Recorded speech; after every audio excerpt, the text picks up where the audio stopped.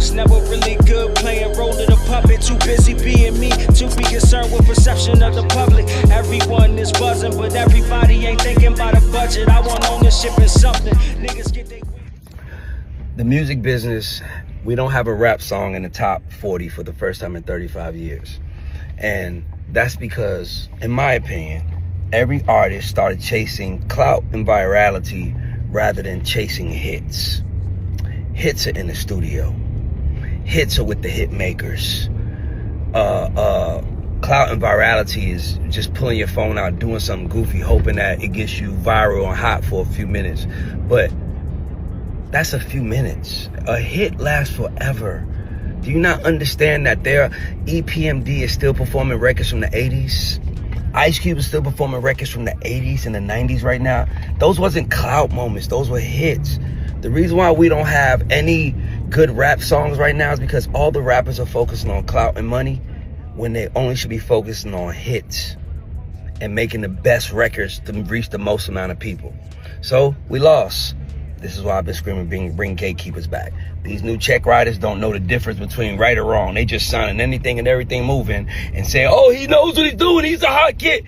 Bro, this is the music business. It's going to always be about making a hit record. The best record you can make. The best, most catchable record you can make. And in my opinion, we got away from that.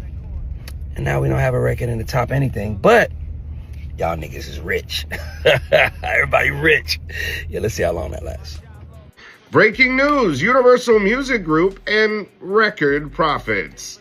UMG pulled in $3.53 billion in Q3 alone, with a 10.2 year-over-year jump, driven by everything from Taylor Swift's Life of a Showgirl to the K-pop phenomenon Demon Hunters and global streaming surges. Now, subscription streaming alone hit $1.37 billion, up almost 9%. While get this, physical sales spiked 23% thanks to vinyl and Japan's massive CD market. Now, add this all up, and UMG's adjusted EBITDA reached $775 million with a 22% margin, proof that the biggest label in the world knows how to keep every revenue stream humming.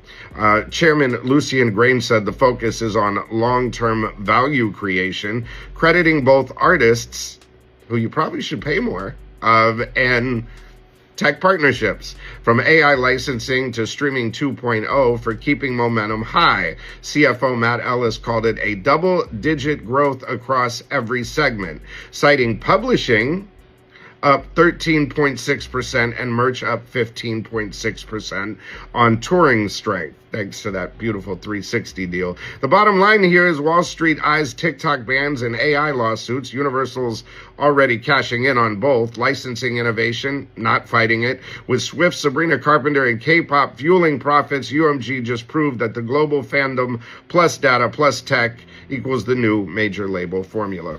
Hey, it's your boy Jim TV, man. We back with another video for the channel, man. And look, it's getting kind of spooky and sketchy out here when it comes to these, these hip hop narratives, or what they want to paint on the hip hop narrative, right? So it says, there have been no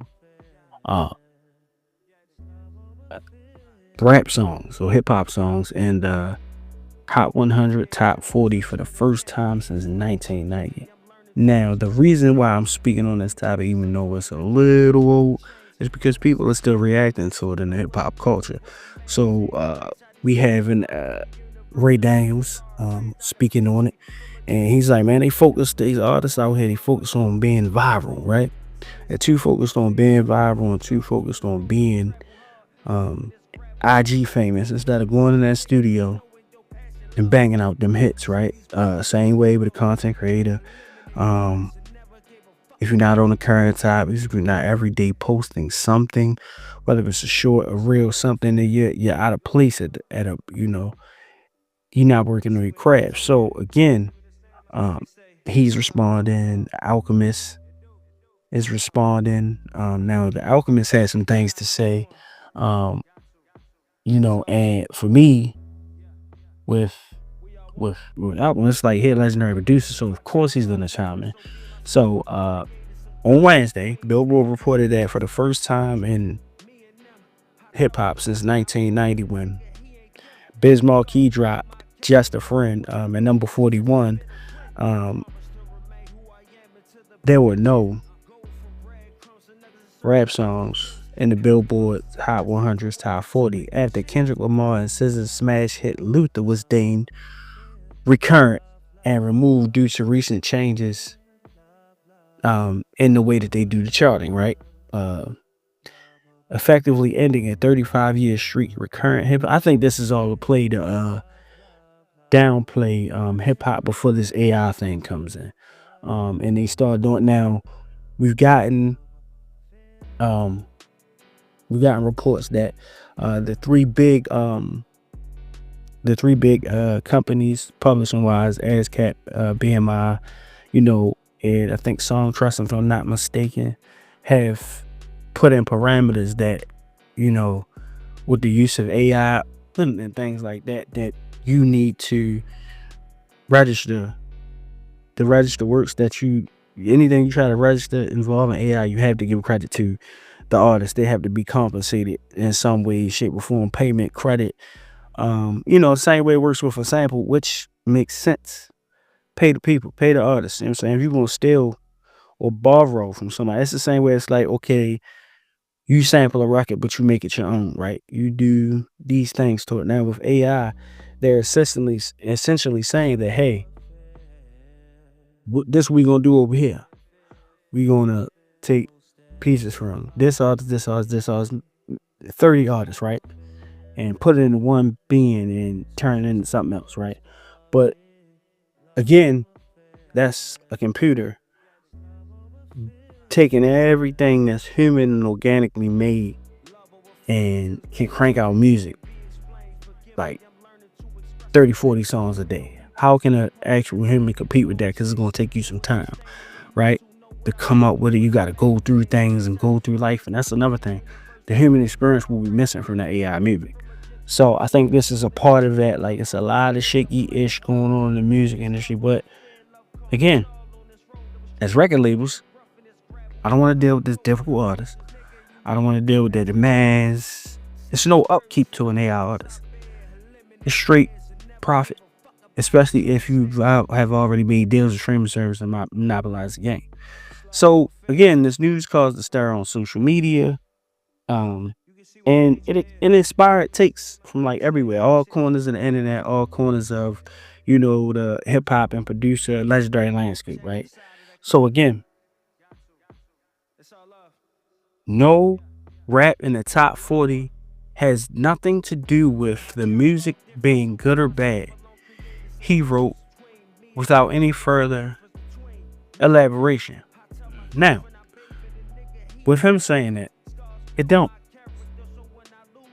It's about the decline in the market, right? These people people are not going out and buying physical copies like that. Not everybody, at least. So again, if you're not buying vinyl, you're not buying CD, right? You're not buying physical media because it's all in your phone for subscriptions. It's over with as far as those physical copies, unless you're a diehard fan. You have to package this up with merch, signed autographs, if that's the way you got to sell your records. And I would do this independently as an artist, not major label, because at the end of the day, they've already written y'all up, right? So that's the point of it all. Like, okay, how can we not have to pay people? It's business.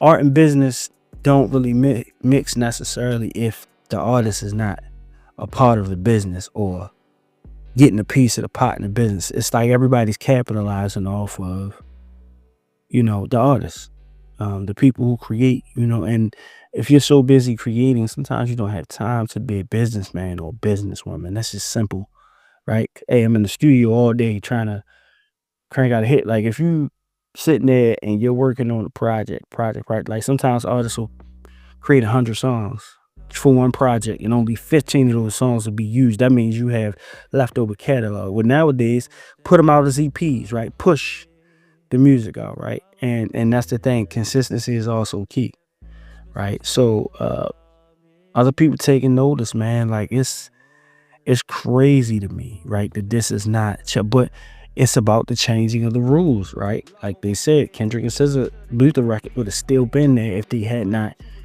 changed the way and the methodology of which, the chart standard. But why are we paying attention to Billboard if there are no album sales? If we are not selling physical copies, what are we doing, right? If everything is streaming, right, and if streaming can be anything, internet based, computer based, can be manipulated, right? You can pay for streams, buy it, do whatever you want, right?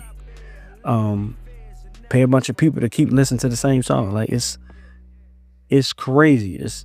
This is how it is, right? So again, people had to get in the mindset that, hey, we had to bundle these things differently, right? Like if you making music, okay, make music.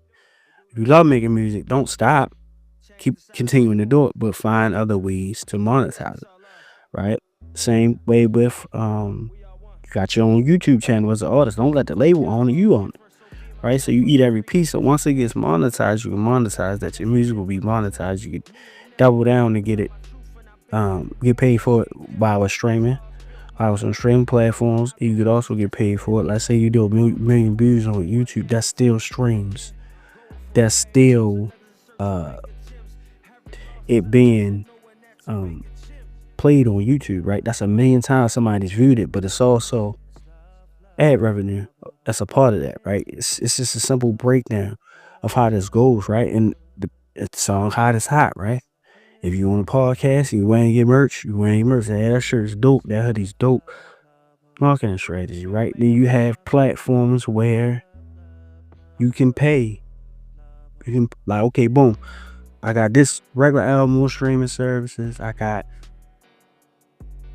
these couple videos doing on YouTube, and I'm gonna do here on this other platform. Is proud to pay, right? $5, $10, whatever you got that can go towards, hey, I got a special movie version of my videos. Boom. Right? Oh, this is the deluxe version of that album. Boom, you get a couple more songs for this set price, right? So you'll still sell your physical copy, right? Autographed and all, right? 100 copies, whatever. Boom. Same way with merch. We doing this, that, and the third. Putting on your own shows. It's just what it is, right? Find other ways to monetize your music, right? And with the labels, that's the way this goes, right? They're gonna try to lock you into a 360 so they can eat off of all that. And I say every label is bad and every label practices this, but the label has to make when they choose. So they're gonna do what's best for them and their interests, right? If they signed you to a how many $1 million deal, right? And things like that, then it is what it is. They're gonna try to make that money back, right? They've invested. But you take whatever you have and invest in yourself and move that way. Because at the end of the day, it's all the effort. Why does hip hop have to have a time limit, right? Why do we get so nervous when you just go and make the best possible products you can? After going viral if it don't mean dollars, because some